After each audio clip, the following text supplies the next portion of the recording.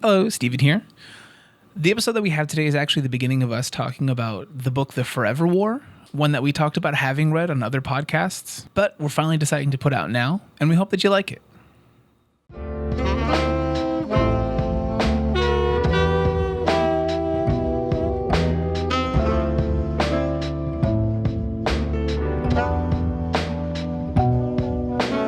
Welcome back, everybody, to another episode of Love of Pages. For those of you getting to watch the little count-in, Jessica did a wonderful job, and I actually got it right this time. Yay! So this is Elizabeth, and I'm joined again by Jessica. Hello. And Steven. That's me. It is you. And we are starting our next book. We are starting The Forever War. So we're going to do, yes. I was telling everybody else, I'm really proud of myself. I found it on our local library as an ebook, which on the video is a blank white screen. I promise there is actually text there. See, this one's interesting. You're the one using the digital version of a book this time, and I have a physical one. I will probably be switched to the physical by next week, mostly because I was like, yeah, I'm gonna support the public library. I'm gonna be sustainable. No need for another printed book that's just gonna sit on my bookshelf when we're done reading this.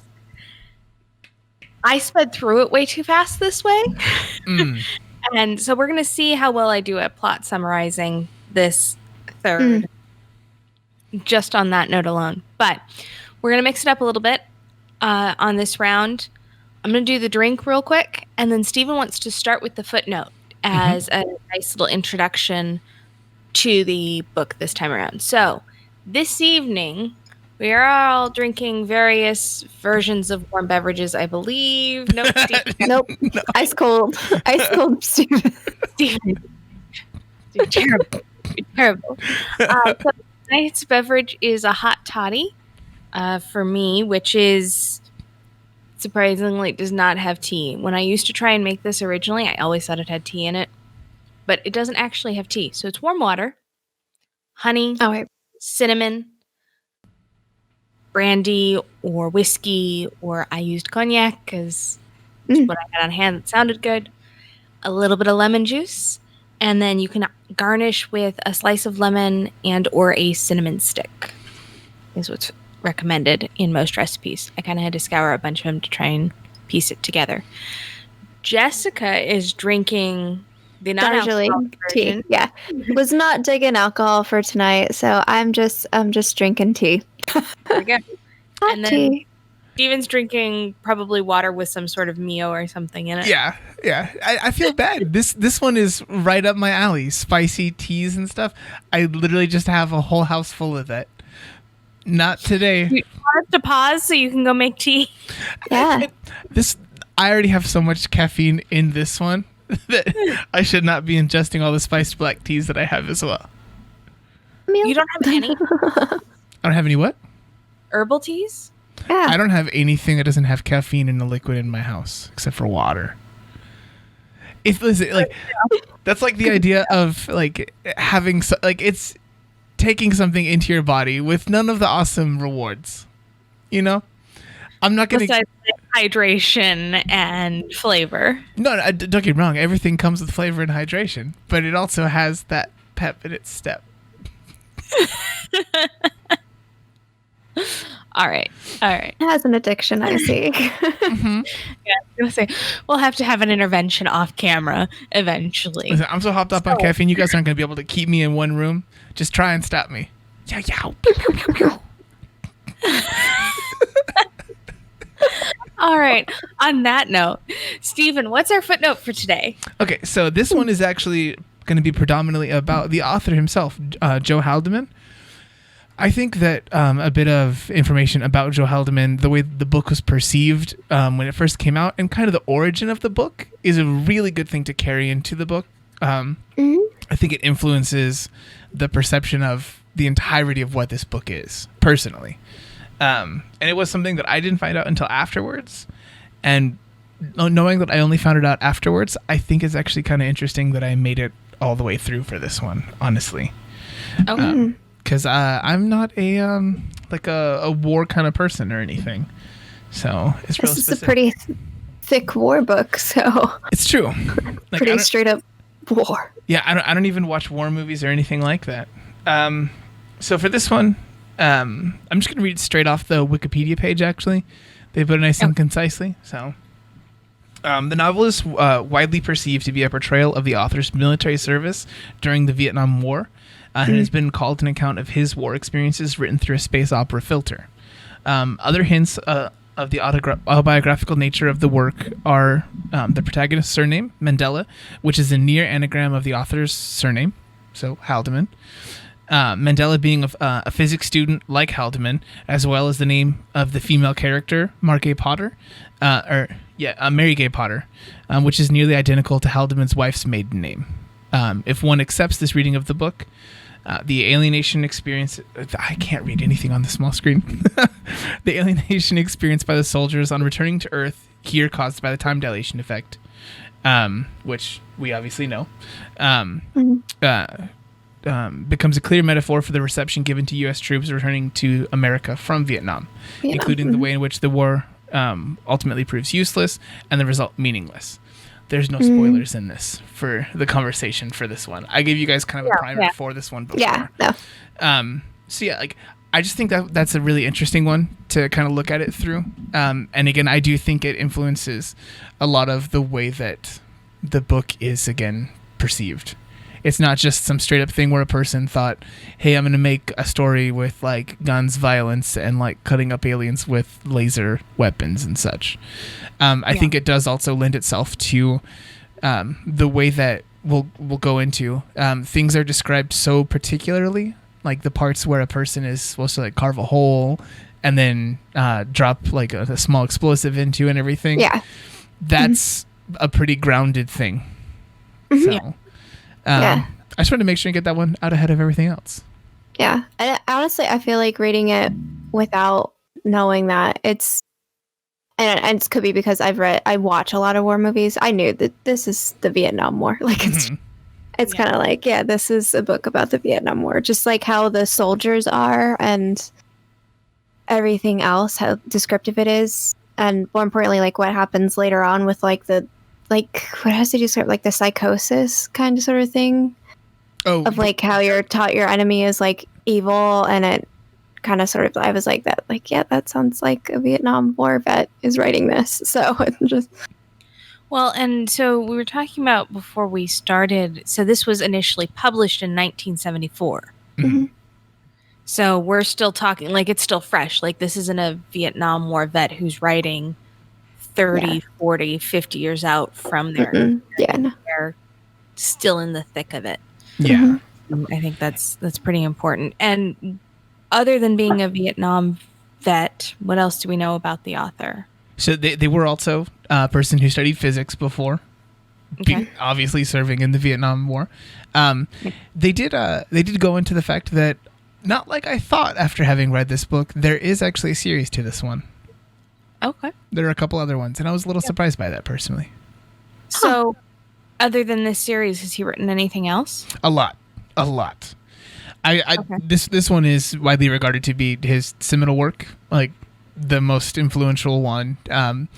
It's also seen as strangely kind of like a companion novel to the original novel, Starship Troopers. And the movie and the book for Starship Troopers are drastically different. For anyone I've heard that. Yeah. I have yet to read the book, but the book is still like uber patriotic and everything.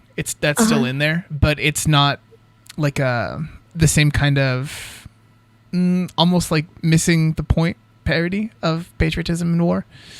So this one, the author of Starship Troopers had actually congratulated Joe Haldeman for winning all the awards that he got on this book when it first came out. Okay.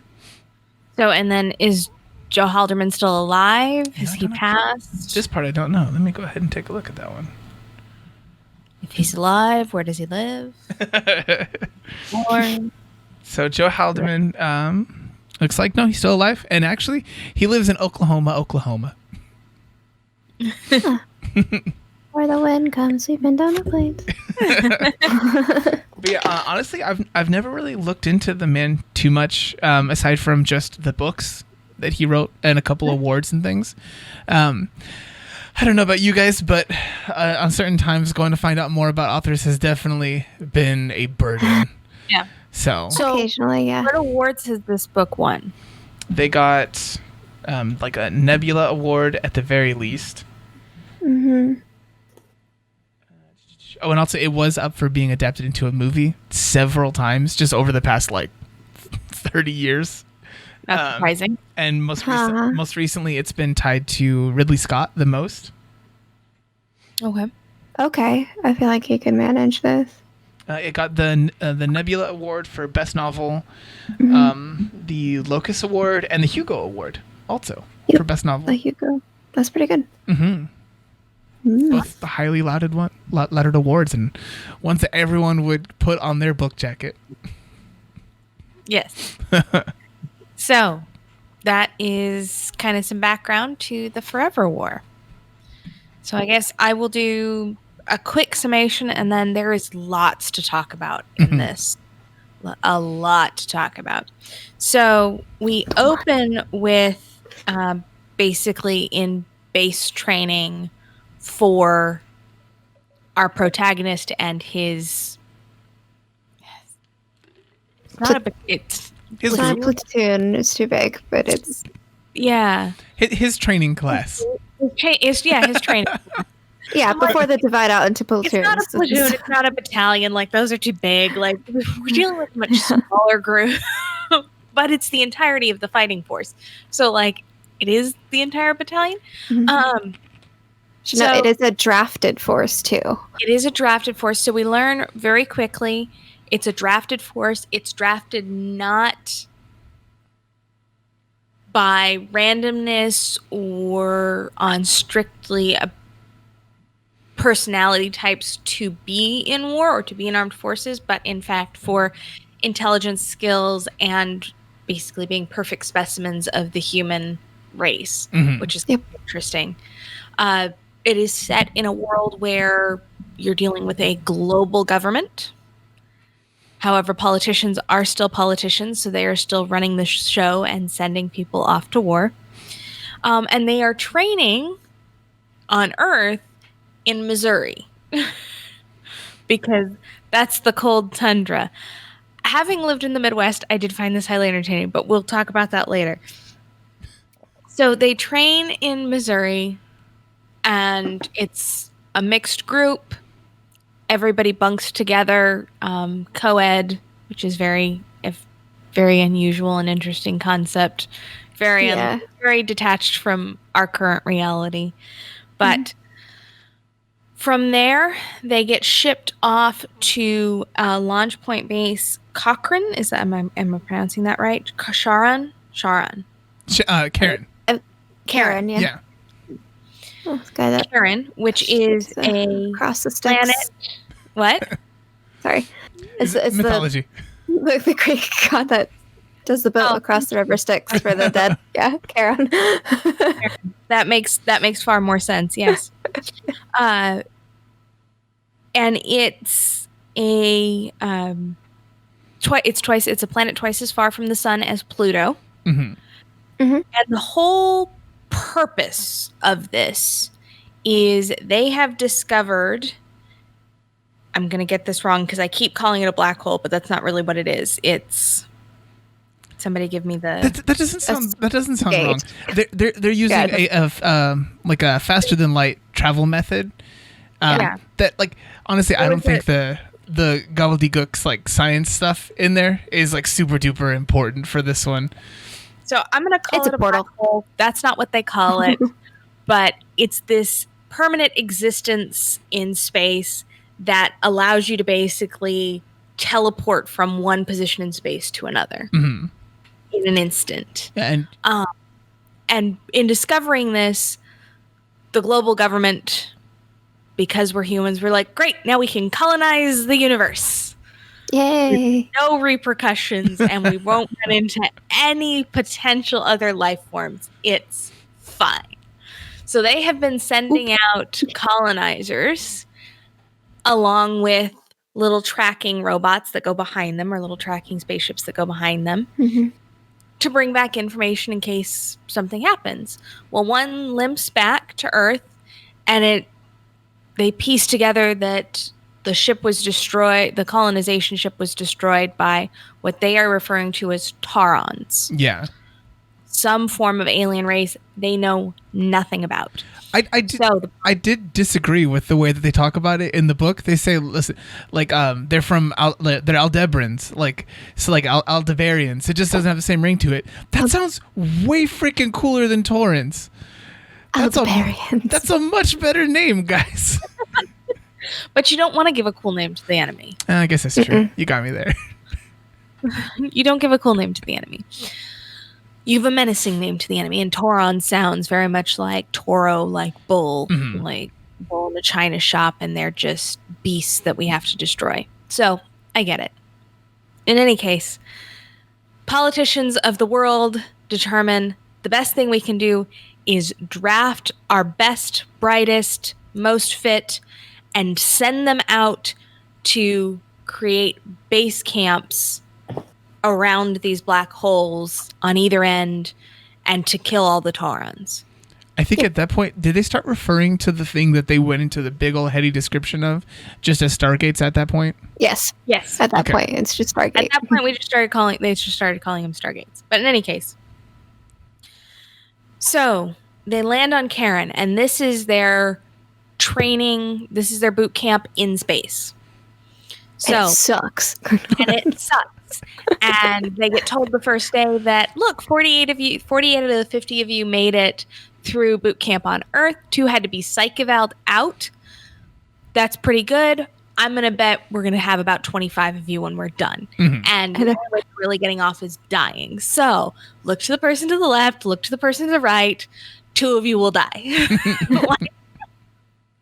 That was basically the initial pep talk. And the only way that they deal with insubordination is with a 45 caliber gun, because that's just how you deal with things in space, I guess. The other interesting part, and the reason that it was so important that we put this in a timeline from when it was published, the 2 commanding officers for this group, the sergeant and the captain, are Vietnam vets in their late 30s, early 40s. Yeah, this is like the 90s at this point, right? 99? 97. Okay. Yeah, I think. Late 90s. So it's very important to kind of like put that, because I initially didn't catch the time, like the date for this. But then when they said, yes, Vietnam was the most recent conflict, I'm like, okay, this was not published recently, because the little author's note at the beginning of my book was from 2002. So goodness, I was assuming this was published about then, and I was like, wait, this doesn't make any sense. Yeah, no, like reading this book and getting the beginning part of this again. The last time I read this, we were still early in like the current conflicts that we're involved in. So hearing it again and then having them mention that was the most recent one, I was like, if only. If only.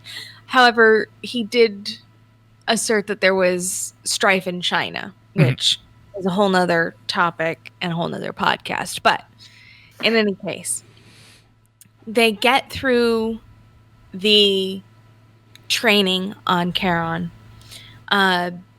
They do not lose as many. There are some pretty graphic descriptions of the loss of at least the very first individual on base.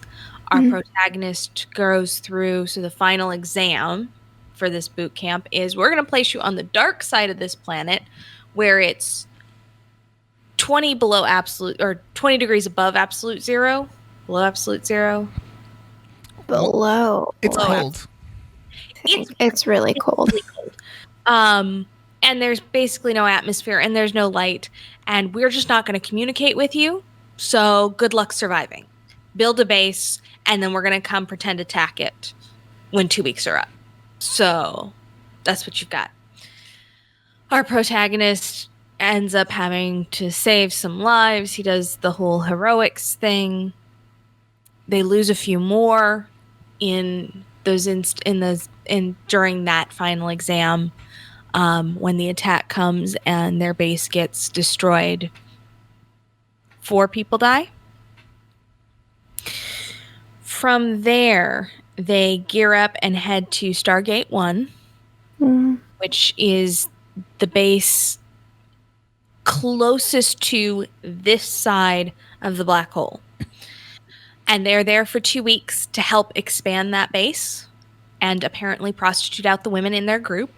Seems like it. That was fun. Yeah. I was like, I mean, he did say it was fairly consensual, but like not quite wanted. But like, I was like, wait, what, dude? expected consensual. Yeah. Like, No, for my military regulations, the women gave themselves up. it was that first line of like, and then the platoon that was there came out, and the only 2 women in the platoon looking like haphazard, like ragged. I'm like, oh dang. Yeah. This is not fun. So they spend 2 weeks there, and then they board the ship to the planet that they have determined, that has been determined for them to go. Now, they have been training for super cold temperatures. For some reason. Cold temperatures. For whatever reason. That was the assumption of where they were going. Last minute, welcome to the military. The determination is, no. Now you're going to go to this super tropical planet that's really hot and steamy, and we can't really see anything under the cover of clouds that's in the atmosphere. Yep. Okay. So we're going to send you there. But we do know there's an enemy base there, and you are supposed to kill everything except one, because we need one prisoner to do experiments on, and you need to prevent the base from working, but try and destroy as little of it as possible so we can use it. Mm-hmm. Yeah. Standard war tactics. That's fine. So they then land on the planet in the middle of a body of water because, again, they didn't know where they were landing. The major spaceship that they had just come off of for their descent stays up in orbit, basically to provide a self-destruct button. Should any of them be captured, they will just blow up the plutonium that's in their suits. Yep. And vaporize them. So, basically win or die. There's no... There will be no prisoners of war in this game. Mm-mm. So they land. Their ships float to the surface of the water. They crawl their way out. And they start marching towards the enemy base. It's 80 kilometers or 80 clicks, which is going to take them approximately 4 days, at least initially. They then run into what we later discover is some form of animal life on the planet that has no eyes, has 3 legs and 1 arm, and a mouth. There doesn't appear to be a brain in the skull, but there are stomach and guts where they're supposed to be, or where the biologists on the team say sounds about right. And the stomachs have grass in them, so they're probably animals. Of like local to this area. Local to this area. They introduce something really interesting that they don't really explain to me, and maybe one of you has a deeper knowledge of this, but Rhine sensitivity? Yes. Sensitive to like psychosis or telepathy, basically. Yeah, espers. Yeah. I mean, it's kind of what I pieced together, but you would definitely, like, there's no direct explanation about it until it's utilized. Yeah. So several of the people on the team are Rhine sensitive, and when they attack the animals and they kill them all, it causes significant side effects for those who are sensitive, including one individual who ends up dying basically from a hemorrhage brain or some sort of aneurysm, something. So it's determined they have to stop killing the animals because it's harming themselves. Because, that's the only reason not to kill something. Yeah. But they keep marching forward. And initially, they did 100% assume this could be the Taurans because we have no idea what they look like. Not a clue. No clue. So then they camp for the first evening. And in the middle of the night, they end up surrounded by these animals. And those who are Rhine sensitive start to sense that the animals are telepathically linked. And they think that the invaders are funny looking. Or funny. Y'all are weird. And I'll be like thinking back, well, you have 3 legs. Yeah. No brain. What the hell? One of the interesting things in there, I think, is obviously every single portion of this is metaphor, but and we'll go into that later. But the way that they first look at the motivations for these other aliens thinking anything is amusing about the way they look is like they think what they did to the person who died is funny. Like, yeah. Goodness.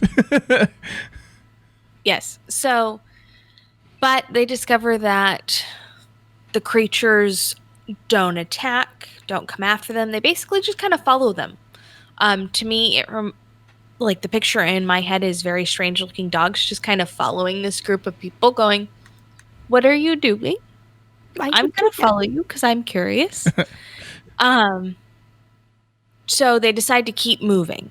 So they start taking stimulation tabs to continue to walk, and they do the entire trek, yes, basically nonstop until exhaustion kicks in, and then they have to stop and get some sleep. Then we get to the first major battle, the only major battle in this first part.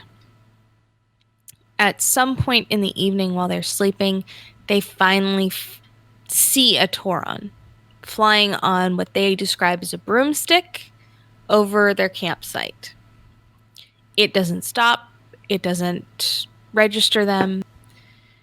The description is semi-humanoid with a smaller waist, a large bubble of translucent something around its midsection, arms and legs a little longer than they should be, too many fingers, no neck, head just kind of jutting out of the shoulders.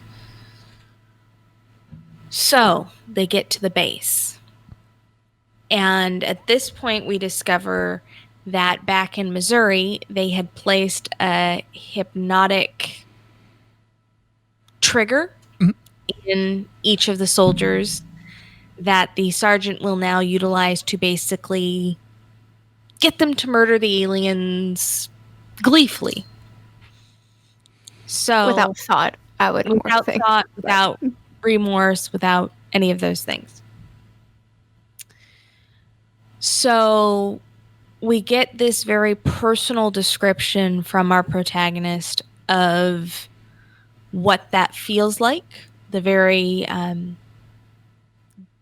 dissonant thought process of, I don't like how happy I am about this, but I'm really happy about this. I know that these images in my head of the Taurons like raping all of the, the women settlers and ripping the flesh off the still living men and eating the babies is hyper over dramatization and not what happened at all, but it feels fresh and in my mind immediately.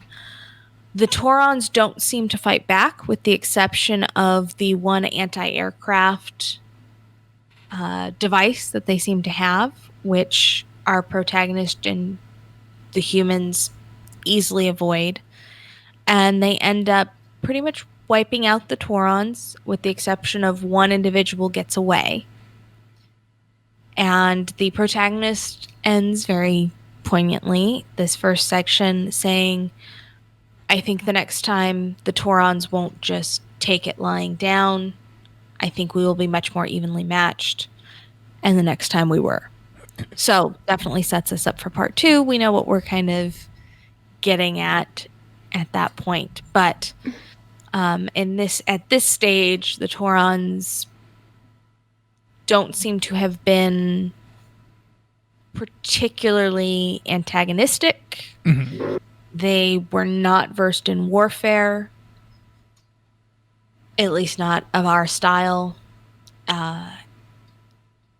And the humans were unsuccessful in capturing a live Tauron. Yeah. Because they had their own suit that they could commit suicide with if need be. So. Yeah. So I guess I don't know. So that's part of the plot wrap. Yeah, that's the first third. That's everything in there was definitely what happened. No, for this one, did you guys have any particular parts of the very clear metaphor that you guys wanted to talk about most in all of these things? Jessica? Oh. So I guess for me, the big pieces were the perception of how it would look if you had a co-ed fighting force. Mm. Yeah. That was very, because of the time it was written, it very much intrigues me, and it does make me a little concerned. But where I think he got it right was, despite, coming together in one government on Earth, mm-hmm. we still have a need to find a reason to fight other things. Mm-hmm. Yes. And that our first reaction to anything is, this is an attack. Which I think very much gets to the consistency of human nature, because that would be my presumption if you were to move this ahead to, say, 2075. And I was like, yes, no, that would still be what we were doing. Yeah. Yeah. Politicians mm-hmm. would still be drafting young individuals to go off and fight in far-flung places against individuals or cultures, societies, races that we don't understand. Yeah. It's just gonna be what occurs. I mean, people end up fighting for no reason, just because they're both trying to say the same exact thing, and they're both just coming at it from a different angle, and people end up in arguments just for that without even meaning to. If you have a whole war complex behind something that's profitable, it's going to happen. Mm-hmm. Yeah. One thing that okay.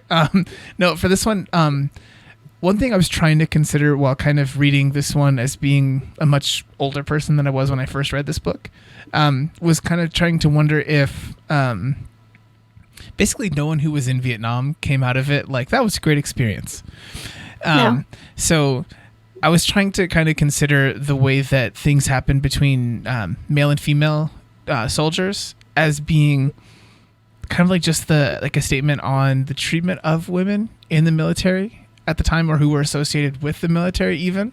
Mm-hmm. Because I mean, when it's not coming down to just them having sex at night, the rest of the time there's no kind of well, you can do this part because you're strong, and then you can't do this part because you're not as strong.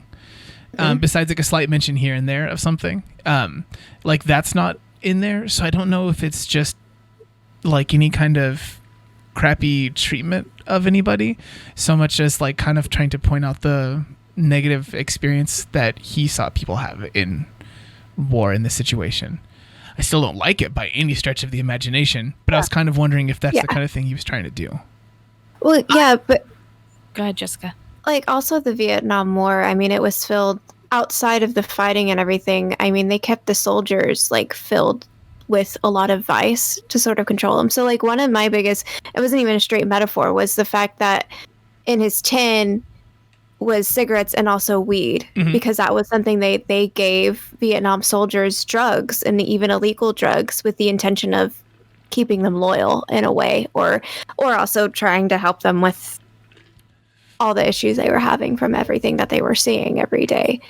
And I feel also co-ed sex is another way to control a group of people as well. Like, it's a release sort of from everything else that you're dealing with. So that was...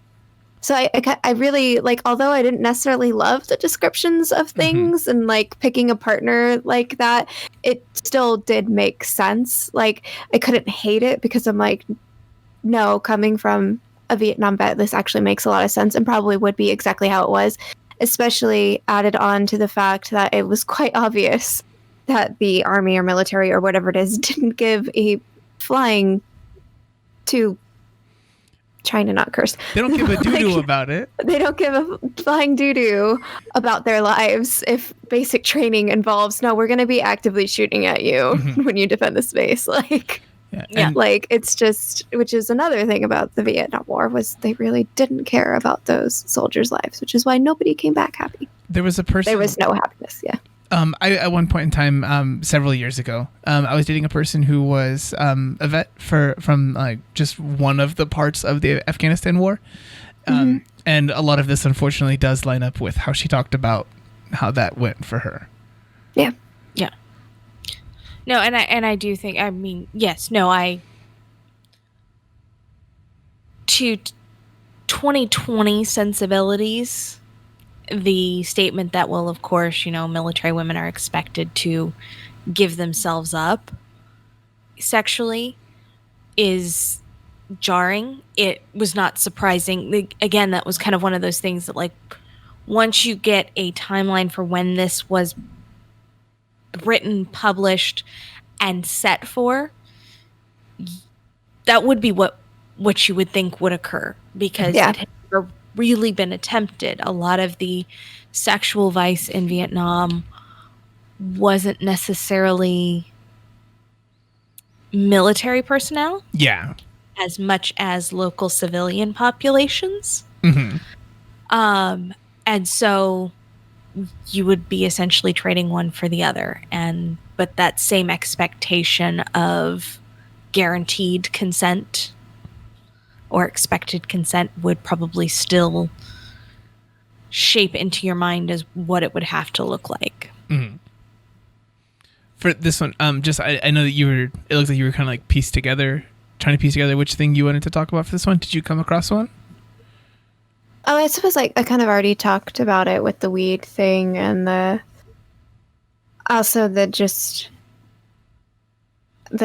propaganda, I guess, of war itself, of how you lie in order to make your people want to just kill without thought or meaning, or with glee, I guess. I mean, that's a lot of war propaganda, is telling lies about the enemies or exaggerations about the enemies.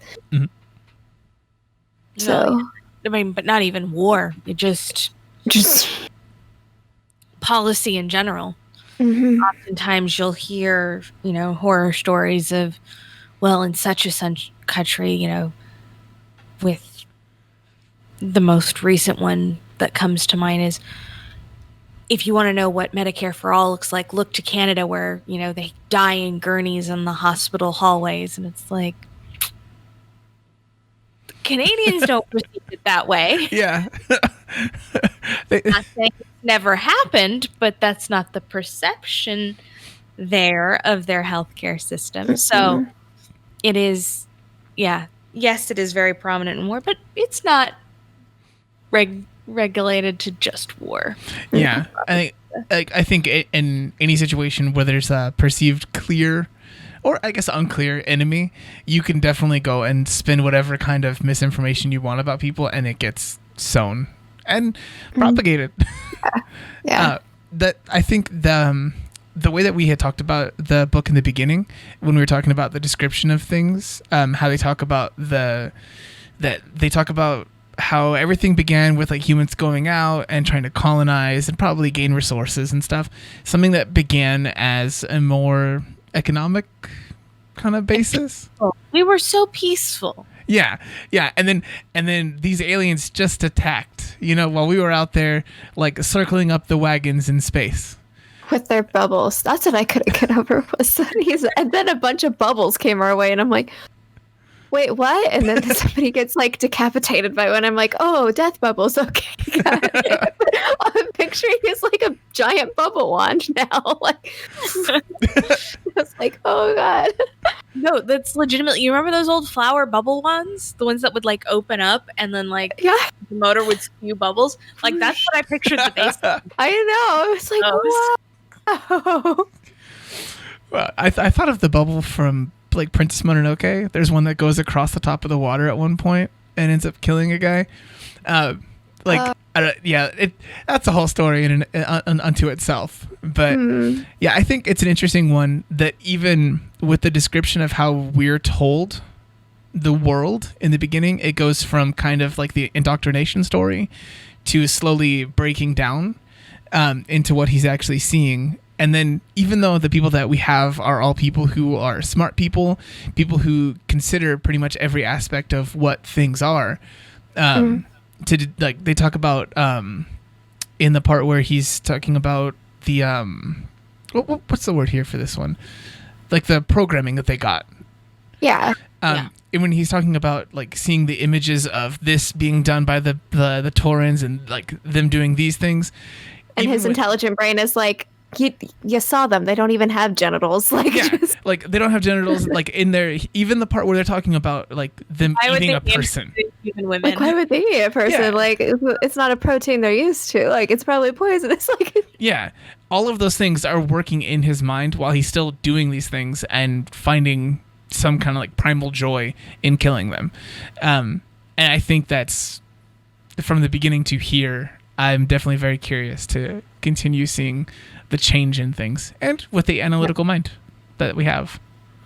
That was probably the most interesting thing to me, was that they intentionally drafted intellectual people to basically be infantry. Like, I was like, that's an interesting choice. I guess I kind of understand it, but at the same time, this would be a mission that you would want somebody very easily influenced. No, I get that one. Like, you don't want somebody to be fighting against your propaganda. Like, you're like, might be because they're putting them in like $2 billion suits apiece. Yeah, that could be it. And those suits can turn into bombs. No sense, but we put 18-year-olds in $2 billion pieces of equipment frequently. You got me there. Like they're sending them out in space. I don't know. You just teach them exactly what they need to know. Like, I think that is the thing. I think it's because they don't know what they're going to encounter and have to deal with out in space. Mm-hmm. That's the reason that they look for scientists in various fields. You've got a biologist, you've got a med, you've got a doctor who's the medic, you've got a physicist, and you counteract dealing with those intellectuals by, instead of just training, you actually have now essentially implanted on-off switches for all intents and purposes. So that's, I guess you trade one tool for the other. Yeah, that's true. I do also like the fact that they don't really separate in the beginning who could possibly be these Taurans and who could be just the locals. That's a pretty literal definition of how they identified or failed to identify enemies in Vietnam, as far as I understand it, and honestly in war now as well, with like so many different kinds of like guerrilla forces and stuff where it's hard to distinguish. Even when that happens, they're still not painting the Taurans or the local aliens as being inherently bad still. No. And I definitely appreciate that in this. It's not that like, okay, now that we've identified those are the Taurans, like those are the bad guys, those are monsters, and they're eating us up, and we're gonna go destroy them. Nothing like that. The locals who are there are just innocent bystanders in all of this. They're just there. Yeah. That was the main one I wanted to talk about for that one, because that was the most interesting piece for me. Makes sense.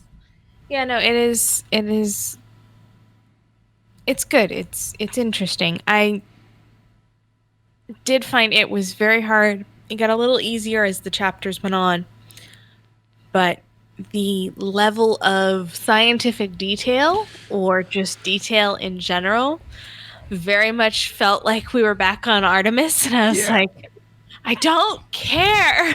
The part where they were talking about like how the shoes would interact with the different kind of temperature material for the ground. Yeah.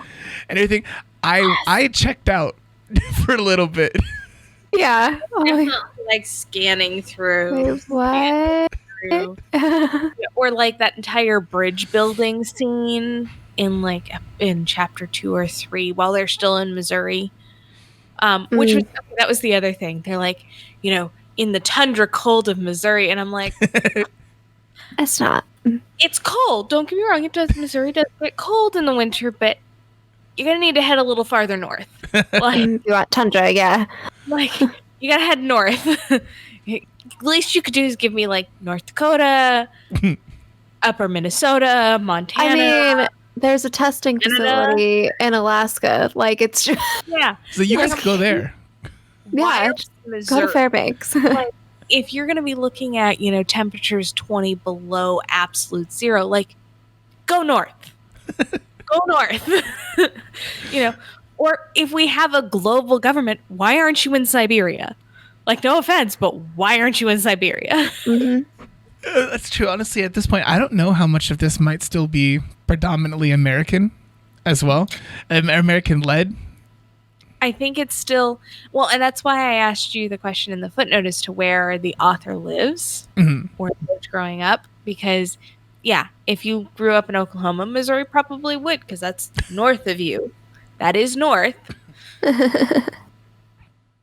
So it would be someplace that would make sense. And there are a lot of U.S. military bases in Missouri, so that's not entirely surprising. But yeah, I was like, Missouri? Really? That's where you chose? Like, So it was a lot colder in the 70s. cold. I'm curious. Go farther up. It was just so much colder in the 70s. So I don't quite buy that. Like, yes, the overall temperature of the Earth was colder in the 70s. Not disputing climate change.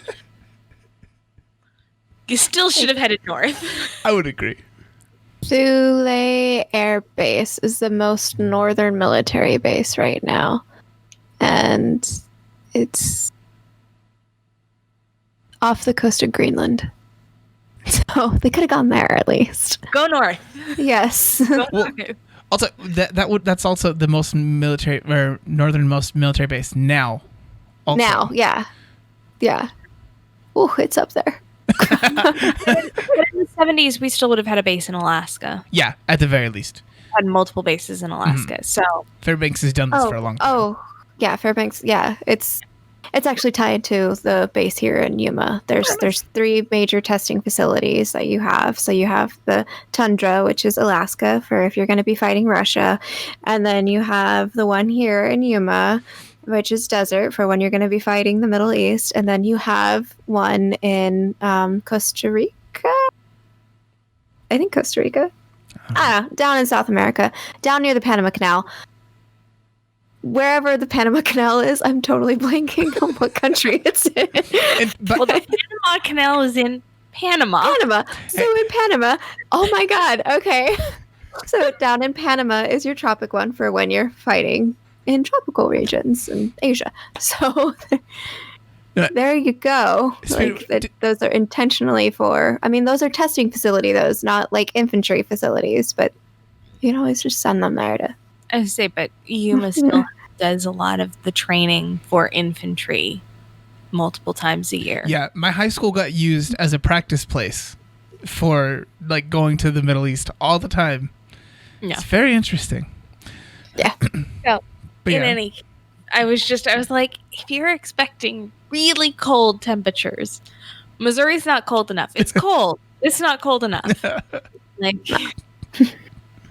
you can and should get colder.